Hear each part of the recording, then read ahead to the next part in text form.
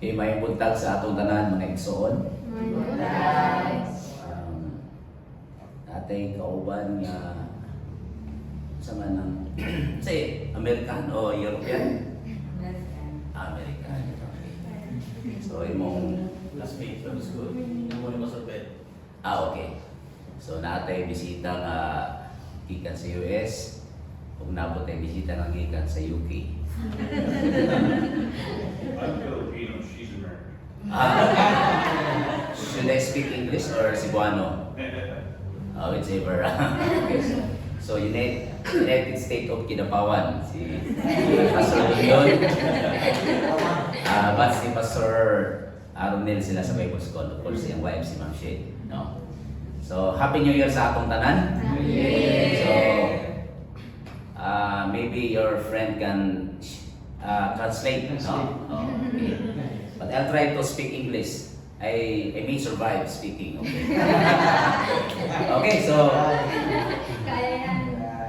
kung mag-in-English ko mag-isod, masabtan na po din yun, no? So we'll try to be hospitable sa atong bisita. Okay. So we will continue our series on our series spiritual discipline.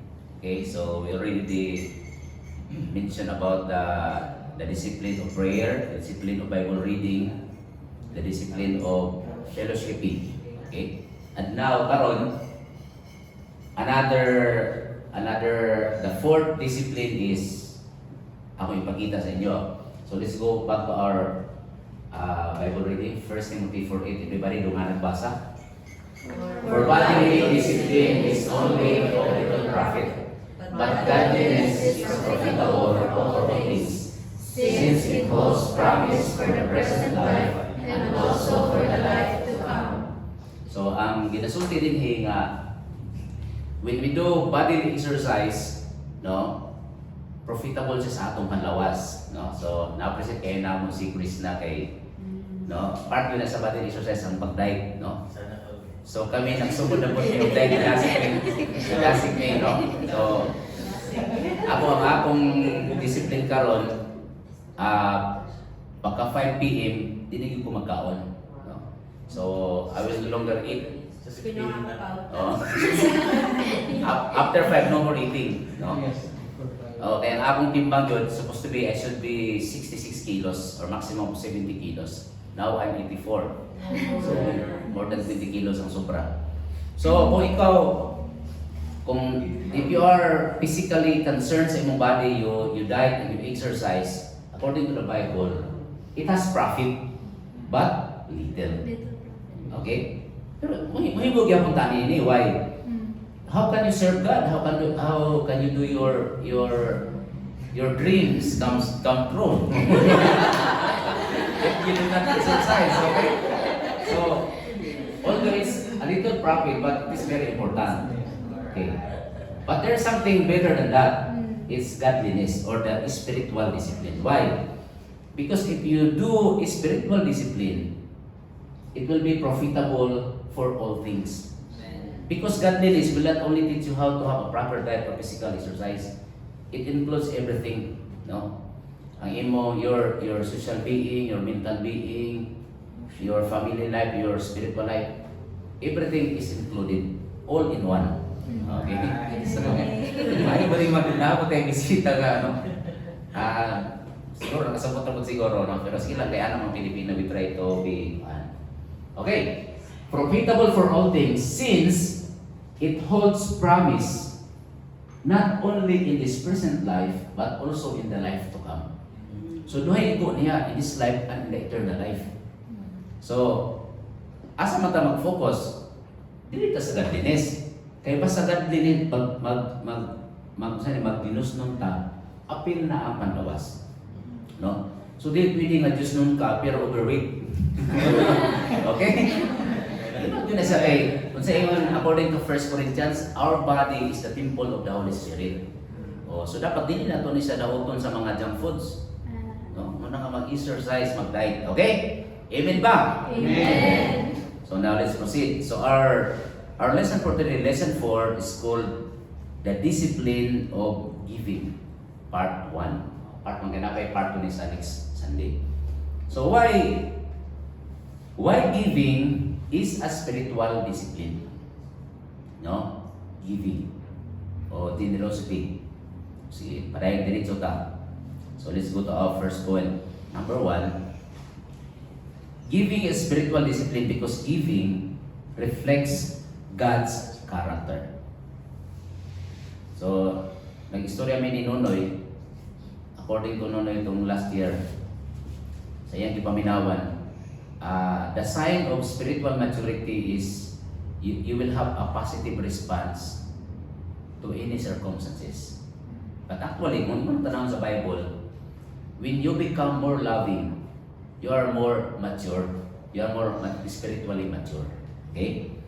So, when we give, giving is a reflection of God's character. Sabi niyo sa Bible School, among subject sa Bible School nga Theology 1, iskutan namo kung unsa ang Dios, no? Nasa gitawag nga mga attributes. Nasa gitawag nga non-communicable attributes o gitawag nga communicable attributes. What are those non-communicable? Meaning, He is all-knowing. He is all-knowing. He knows everything. He is all-powerful. No? And then, He is omnipresent. No? He is everywhere. And then, immutable. Dili siya mausap, permanente siya sa iyang pagka-Diyos. Muna ang mga attributes sa Diyos na dili nato pwede ma-communicate, dili nato pwede ma-acquire. Pero kanang gitawag ng communicable attribute of God, katong iyang goodness, righteousness, o katong iyang love, ma-communicate sa ato. Pwede nato ma-practice. Okay? So, unsa may ingon sa John 4:8. Okay. Iyon sa John 4:8. Ang wala mahigugma, wala makaila sa Diyos. Kay ang Diyos, gugma man. No? According to 1 John 4:8, the definition of God, God is love. No? But this love, dili na isa, di ba, we already studied there are 4 kinds of love in Greek. Yung eros, phileo, tapos agape, o nalimutan sa ikaapat. No? So, this kind of love is agape or divine love, no? Not eros or phileo. No? So, di nato na dapat ma-interchange kay basig minsan, alam man ako, nagsulti ko ng Bible nga we have to love. Unang dahang ko kilab. Di ba? So, kanang love din agape, divine love. The kind of love nga align sa holiness sa Ginoo. Okay? So, unsa man ang attitude ni nga love? Okay, yun. According to John 3:16, kay gihigugma gayud sa Dios ang kalibutan, mao nga gihatag niya ang iyang bugtong anak. Okay. So, unsa ang connection sa agape love? Ang agape love kanunay is always connected with giving. According to in English, for God so loved the world, what's next? He gave His only begotten Son. You see? You cannot love and do not give. Tama itong kasutin ako. You cannot love without giving. It always go together. If you see, I love, then you have to give. Kanunay gina sila connected. For God so loved the world, He gave His only begotten Son. So, sa may purpose ng gihatag niya ang bugtong anak? Because we are all sinners. Diba? We all deserve death in hell. But the love of God, He gave His Son Jesus to die in our stead. He died for our sins, to give us forgiveness and redemption. Then what's next? Ang sampay dari, aron nga si bisan kinsa mamutuo kaniya dili malaglag, so that whoever believes in Him will not perish, but will have everlasting life. Okay, that is the love, that is the goodness of God. So when we give, it reflects God's character. Another verse in Acts 20:35, it says, hinumduman nato kanunay ang giingon sa Ginoong Hesukristo. Ang giingon ni Ginoong Hesukristo nga mas bulahan ang naghatag kaysa nagdawat. In English, it is more blessed to give than to receive. Diba? So parang opposite kaysa sa atong ano, sa ato ang common concept. Kaysa ato ang common concept, kung kinsa ang sige kadawat, siya mo'y blessed. No? Diba? Oo. For example, diba, during Christmas, kung kinsa ang nakuha nga pahak sa manok, oh, bless siya, diba? Diba, pag panahon sa Christmas until New Year, grabe ang kinananay nato, no? Muna nga, ang uban, pag-ampo pa lang gani ang pasos, yung nagtanaw dito ang mga membro sa kuhan, sa mga sudanon. So, pag kumag-ampo, dahil banda yun. So, kung dagat siyang nakuha, siya may bless, no? Pero sa Bible, kung kinsa daw ang sige hatag, siya ang mas blessed kaysa sa nagdawat. Diba?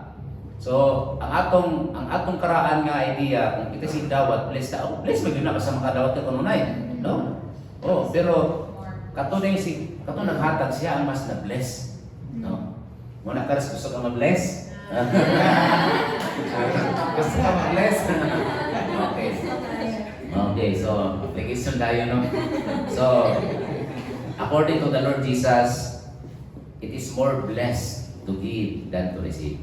So, okay, why we give? Because number one, giving reflects God's character. Gusto ka mahimong Diyos nun? The more na giving ka, the more na Diyos nun ka. Okay? So, tanaw na na kung dapat kung Diyos nun ba siya? Okay. Wala lang dyan. No? Huwag judgmental. Okay.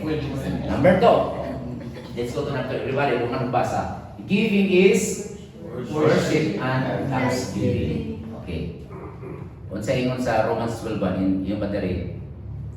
Busa mo na igsoon tungod sa kaluoy sa Diyos kanato, nagahangyo ako kaninyo na ihalad ninyo ang inyong kaugalingon. Isip buhi nga halad alang sa Diyos. Itukyan ninyo ang inyong kaugalingon sa pag-alagad kaniya sumala sa iyang nahimutan. Mao kini ang gusto nga pagsimba sa Diyos. Okay. Nganong gi-encourage si Paul nga maghalad sila? Because in the first place, according to verse 1, therefore, brethren, sa King James, no, by the mercies of God, no, tungod kay kamo nakaluyan mo sa Diyos, no, kay nakaluyan mo sa Diyos, no, by the mercies of God, tungod kay nakadawat mo sa kaluoy sa Diyos, so naghangyo si Pablo, noon sa man, I beseech you, no, naghangyo ko sa inyo, nga sa man, offer yourselves, no, as a living sacrifice unto the Lord. Kasi tawag niya na, when we offer ourselves to the Lord, itawag na siya, this is your spiritual worship, spiritual service. Okay. So nga daw nga maghatag ta sa atong kaugalingon? Anong daw man? Nga nang maghatag ta sa atong kaugalingon? Because ang paghatag sa atong kaugalingon sa Diyos is itawag siya nga worship and thanksgiving. So when we give ourselves to God, what are the things included? Huh? It includes our time, our talent, and our money. No? Oh.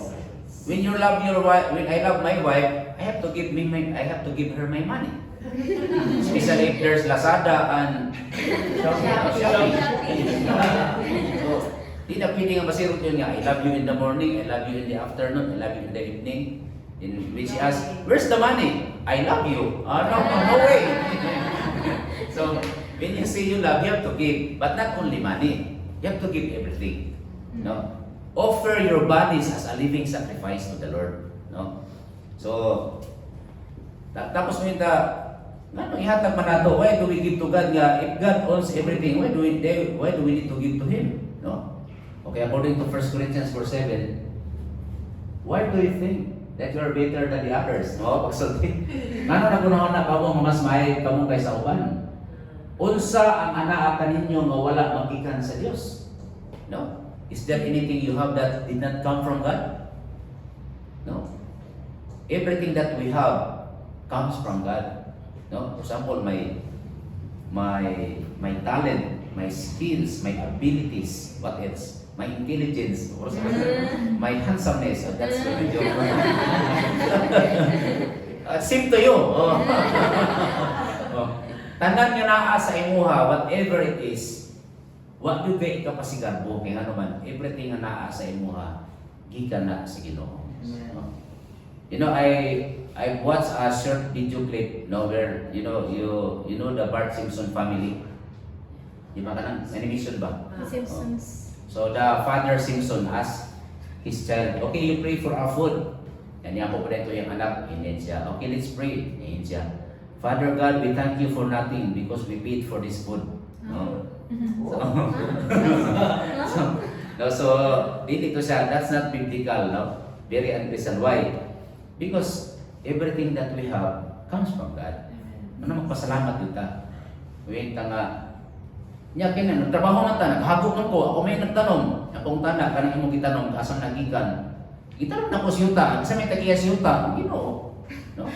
Sa imong sa Psalms, the earth is the Lord's and everything in it. Napuyo ba ka sa earth? O the Lord's gyapon ka, iya ka sa Ginoo. So walay butang nga dili iya sa Ginoo. So ang purpose, no? The purpose why the Lord asks us to give, not because walay iya, because He wants us to reflect His character. No? Muna sa balay sa una, di ba sa una may pamupawlaitan?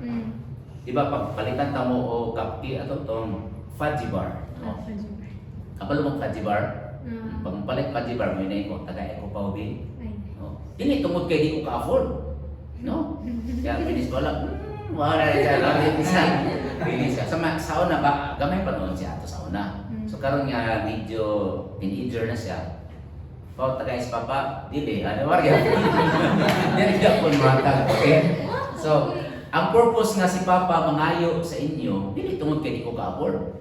Patiba, usara, isa pa kung balik mo sa kasinupin, kaya na ko na. Usara pa kasinupin. Okay. Pero ang purpose nga mangayo ko, because I want you to exercise giving. Kaya hindi niya tayo mga kapatid? Muna nga, bisag asa ka nga simbahan, kano na yun na giving? Di ba? Tanong ka sa Facebook mo, yun sila nga, kini paso, nagwali na po ni giving kay para mga yung kwarta. No? Dili eh. Dili nga naman, kitagantay ko yung kwarta dili. Sa isa ka tuloy na ako, nga nagpastor ko dili, ang nadawat na ako, bakarita raman.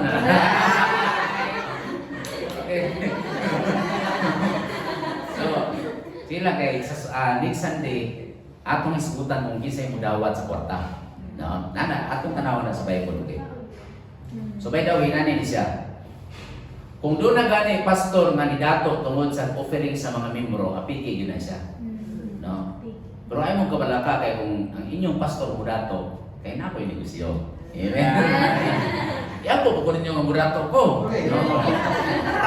Panta. No, okay, so ato na isutan. Mo nang that's why doon ay part 1 o part 2 kay sa part 2 atong isbutan, unsa man paghatag karon intro pa lang ni siya part 1, okay? So, we have nothing to boast. Why? Because everything that we have, including our body, soul, and spirit, they all come from God. No? Gikan sa tanan sa Ginoo. Unsa man ang naa ninyo nga wala magikan sa Dios. Kung nagikan man kana sa Dios, ngano ipasigarbo man ninyo nga daw sa inyo gayon. So, di kita mapasigarbo nga ako ni. Ang atong pagpasgarbo, salamat sa Ginoo nga gitagaan ko ani. Okay? Kung wala ko nanikamot, kung wala ko idea, wala ko technique, wala ko diskarte, di man ako ni maangkon. Pati diskarte nimo gihatag na sa Ginoo sa imo ha. Di ba?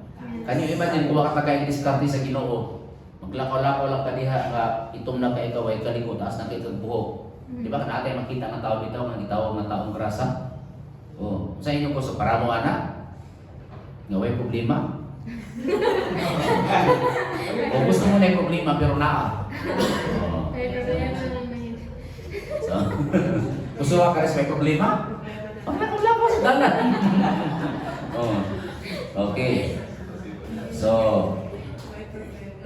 in Proverbs 3:9 it says, pasidunggi ang Ginoo pinaagi sa paghalat kaniya sa unang bahin sa tanan mong abot.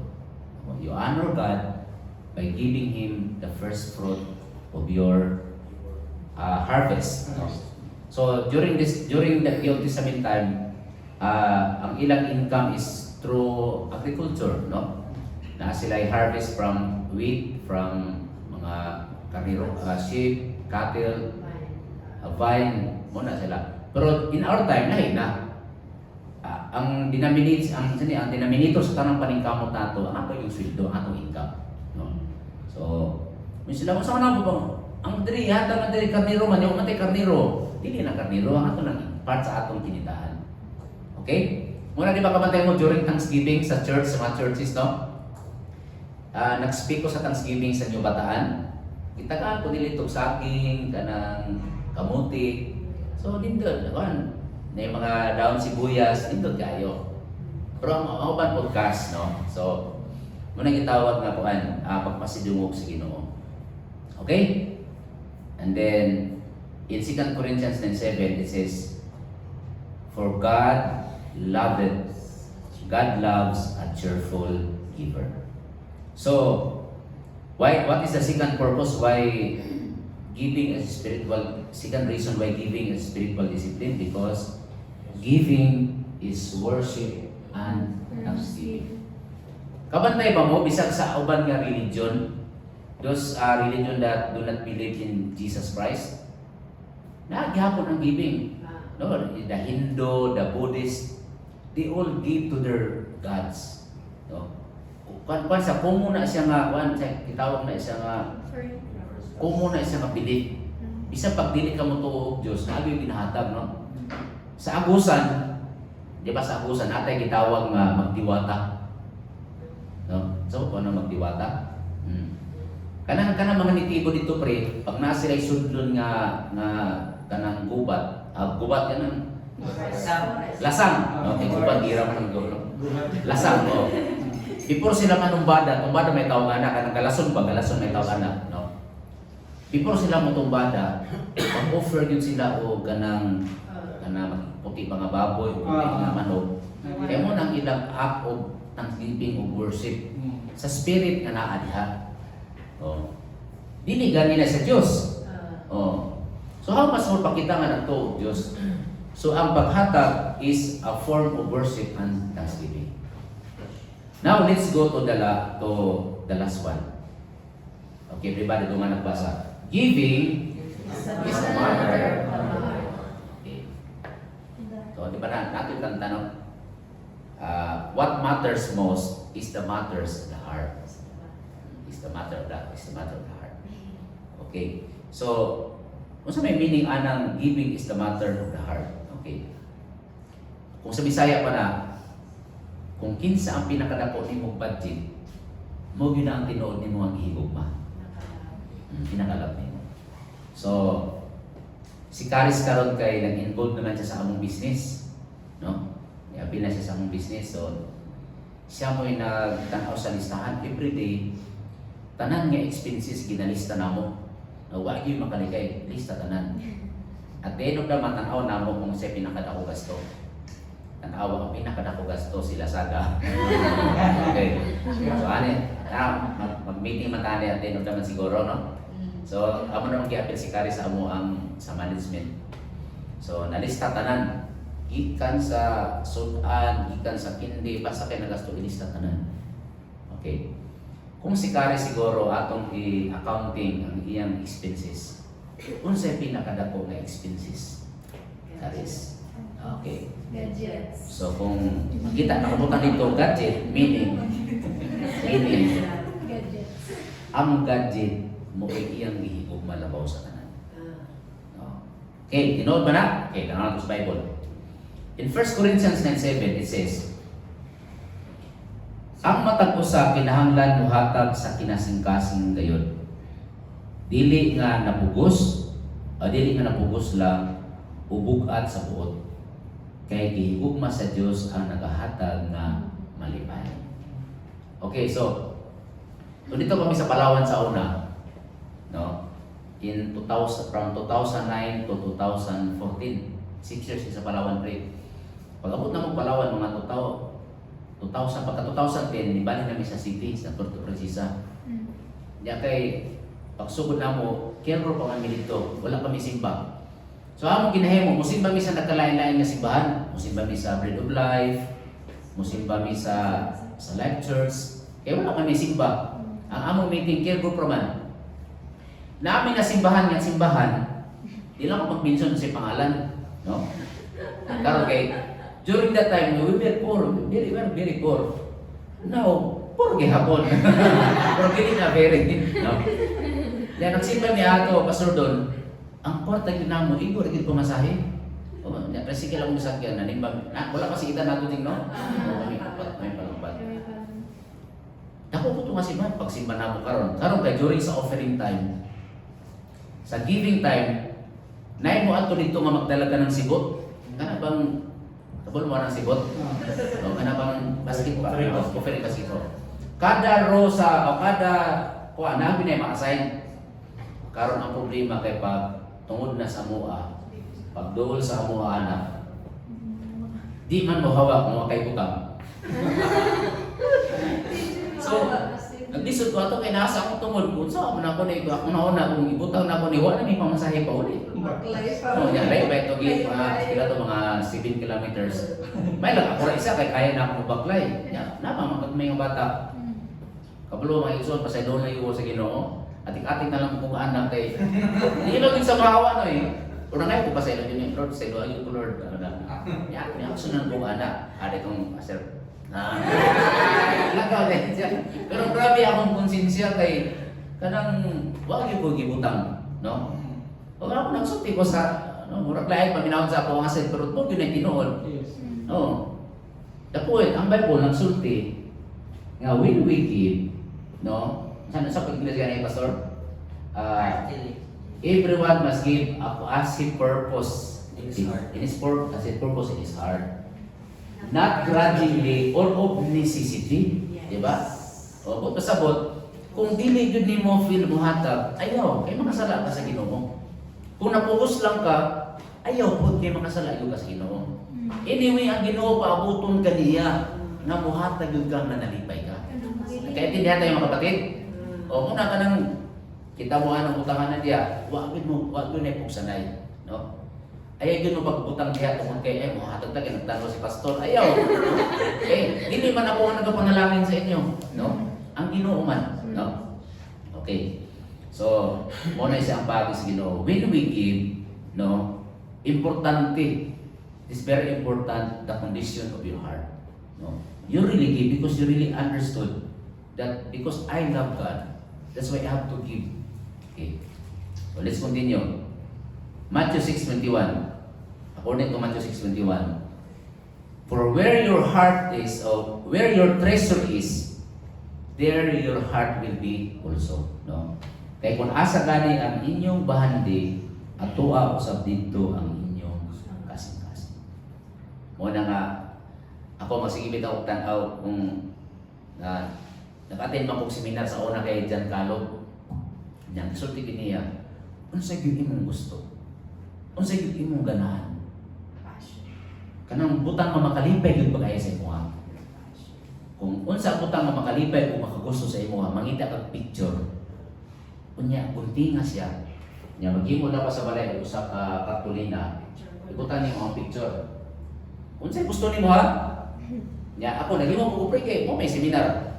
Ibutang na ako ang picture. Wa gyud mao na ang balay pre. No?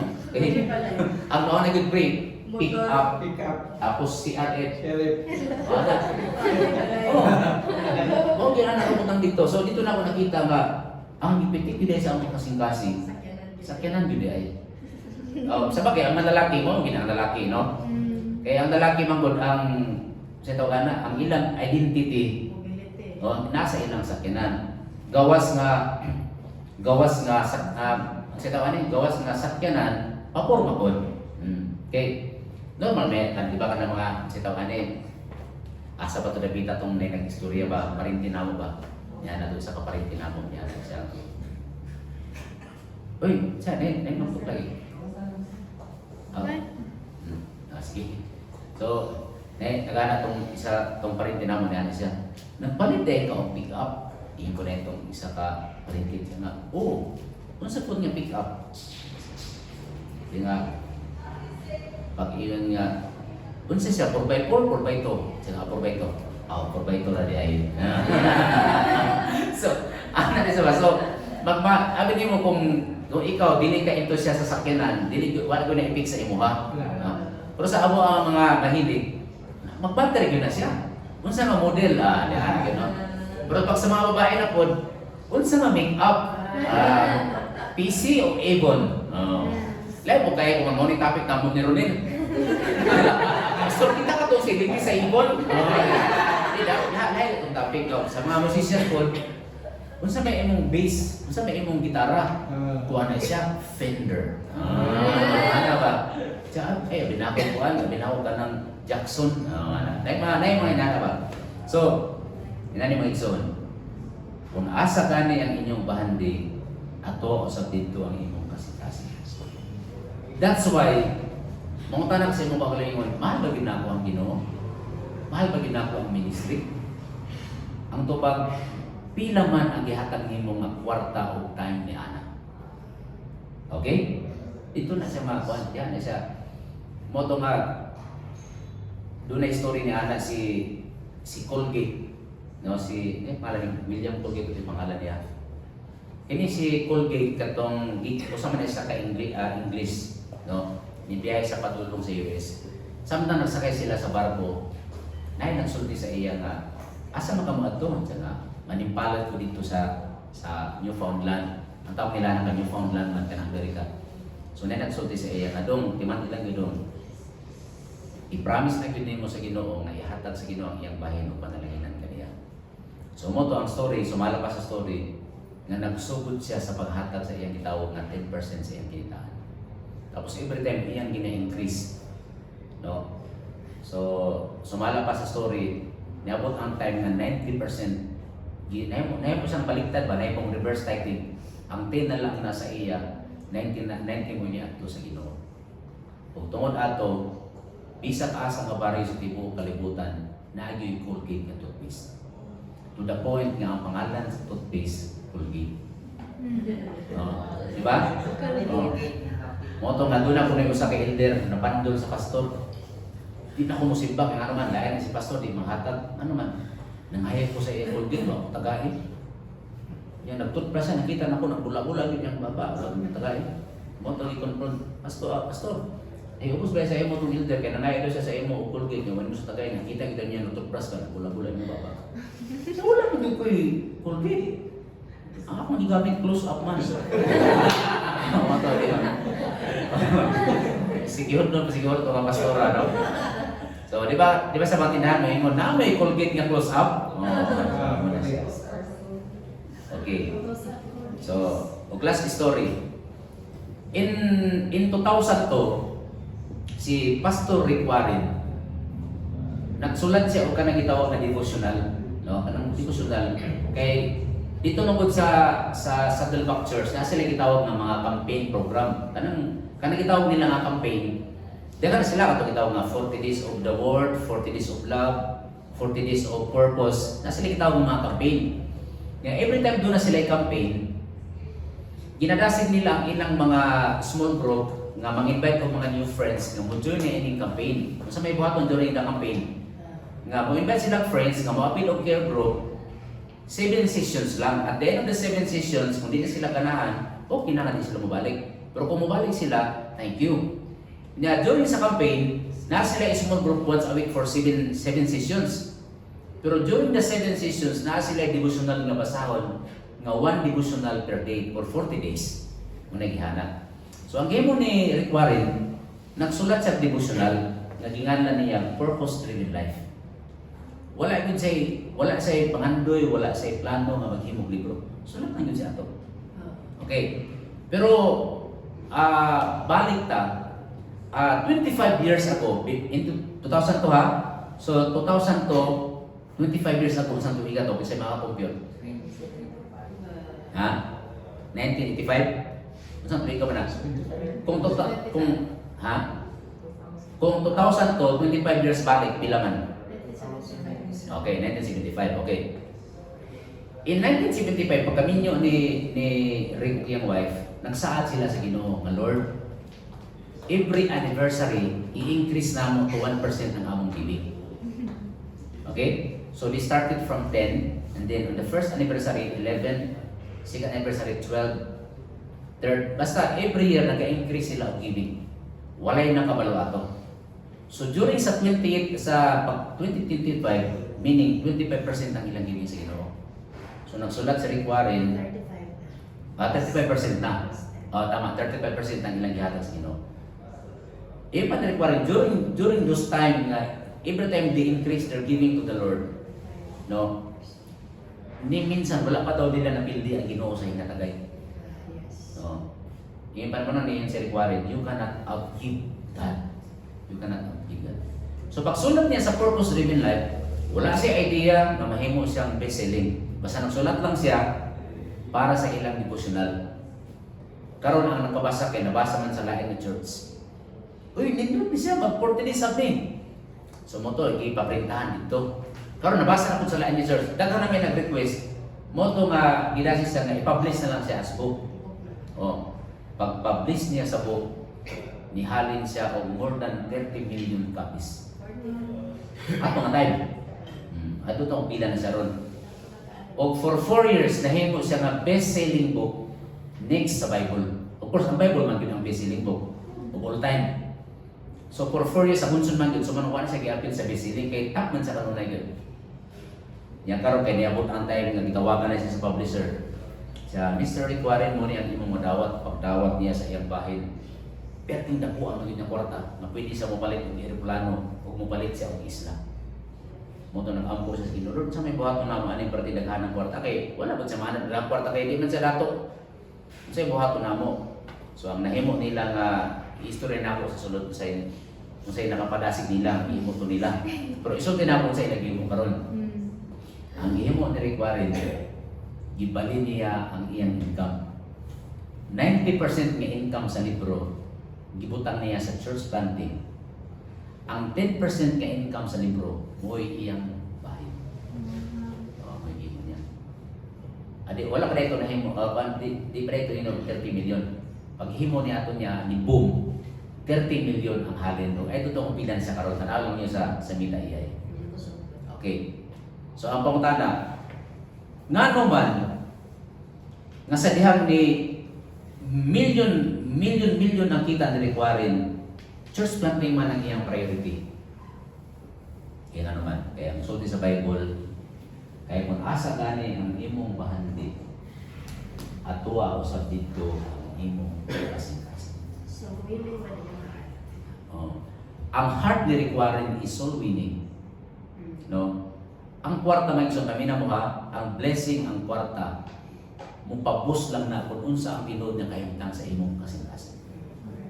So kung ako siguro tagaan ko, padatuon ko sa Ginoo, mahimo kong multi-millionaire, pati naghanan ako motor o pick-up. O, di ba ikaw na yung unang magkwarta niyo sa may palito ni mo, Noy? Mamalit ka mga... Okay na siya, di ba? Siguro si Karis, kung padaghanan ng kwarta sa Ginoo, puro cellphone, puro laptop, puro tablet. Mamaligyan na siya sa cellphone. Oh, di ba? Kamu, sa may inyong paliton kung padaghanan mo kwarta sa Ginoo, kung pasensyon mo, kamu yung nakabulo sa inyong kasing-kasing. Pero si Rick Warren, sa dihang gipadato siya, enormous amount of money yun ang iyong paniya. Sobra gidaw, nasyak gidaw siya, kaya moto ka dapo ang iyang bahin. Pero kung sabihin na siya ang heart niya is mao ang kaluwasan sa daghang mga kalag. That's why 90% sa iyang income mo'y gipinan sa church planting. Imagine niyo mo, naara sila sa Saddleback, sa Orange County, California. Kabalo mo, dunay duha ka sa Saddleback sa Pilipinas, sa Santa Rosa o sa Cebu. Tungod sa church planting. Pati naghana katong itong tanaw tao katong 40th, 50th anniversary ba nila. Gimension niya pati naghana na isa Ukraine, na isa Russia, na isa bisa kasa puro dunay sa Saddleback churches. Bunga sa church planting. Okay. Kaya nga naman, nasa iyang kasing-kasing, mao ang church planting. Kung asa gani mo bahandi, atwa usab dito ang imong kasing-kasing. Okay. So next Sunday, isgutan nato ang 4th, 5th, and 6th reason why we give. And I will teach you who and when to give. Okay? So atong i-review. So why giving is spiritual discipline? Because number 1, Giving reflects God's character. Number 2, giving is worship and thanksgiving. And giving is a matter of the heart. Okay. So that's our prayer. Sige, mind so, maninong ta, let's pray. Father God, salamat kaayo. Father God, tungod sa imong generosity, O God, deserving me nga mamatay si Lutan sa impyerno. But because of your love, because of your generosity, you give your Son Jesus to die in our stead, to die for our sins, so that whosoever believes in Him will not perish, but will have everlasting life. Father God, ang pinaka-reason nga no nga gihigugma nimo, kay gusto nimo nga maluwas. Titsas ugad nga mo ko na ang mahimong rason nga mahigugma usab kami. We love to love and give. Kay gusto namo nga daghan ang mga tao nga maluwas, daghan ang mga tao makainak ang Jesus nga ilang Lord and Savior. Titsas ugad nga ang reason behind of our giving is because we love other people to come to Jesus as their Lord and Savior. Father God, as we start this year, ang among prayer, O God, himuha kami, O God, nga mahimo kaming evangelistic, himuha kami nga mahimo kaming soul winner, mahimo kaming disciple making at church, O God. We pray, O God, nga among tagaan og value ni gumaw namo among mga care groups.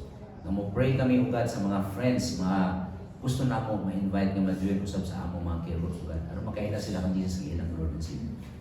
Mo kini, O God, ang tabahin kami, O God, nga mo kini ang motivation why we give to you, O God.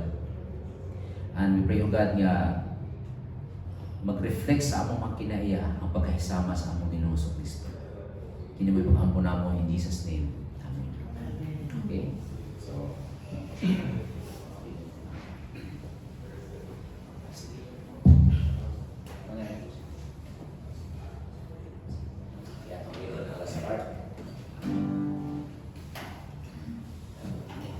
For our last part, and by the way, are we blessed? Yes. Praise God.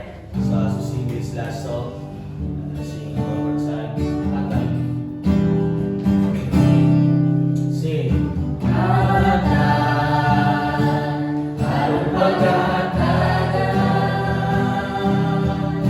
Sikreto kini sa panalangin, umawi ang kabuuan sa langit. Sa langit, ikabuo ang pagdadayaw panalangin. Buhat ang taginig, buhat ang taginig, buhat ang taginig, buhat ang taginig, buhat ang taginig, buhat ang taginig, buhat ang taginig, buhat sa kaliwan. Let's pray. Yes, Lord, indeed, thank you so much, Father God, for reminding us, Lord, that the more we give, the more it reflects, Lord God, who we are. And it reflects, Lord God, sa imong love sa mga Ginoo. And thank you, Lord God, for the presence of everyone. And thank you, Lord, for this day as we celebrate your goodness, Lord. And as we celebrate, Lord God, sa bagong nga tuig nga imong gihatag sa mga Ginoo. And thank you, Lord God, sa pag-remind namo, Lord, through the message. And we thank you, Lord God, for the message of the song. And we thank you, Lord God, for everything you've done in our lives. We thank you, Lord God, for dying on the cross for our sin.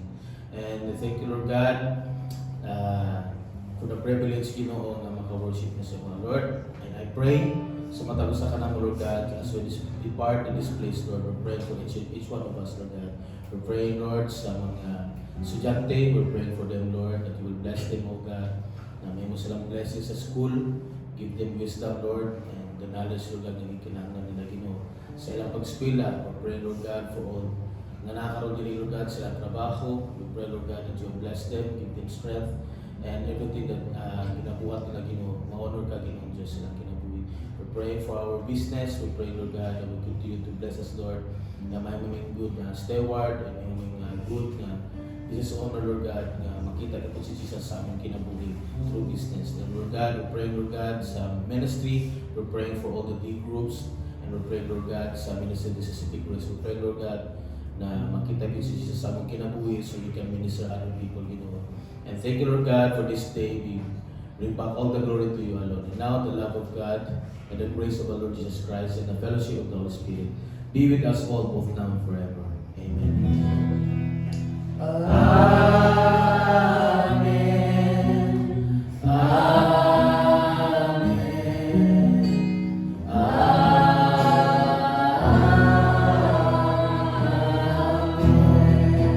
Blessed Sunday, everyone.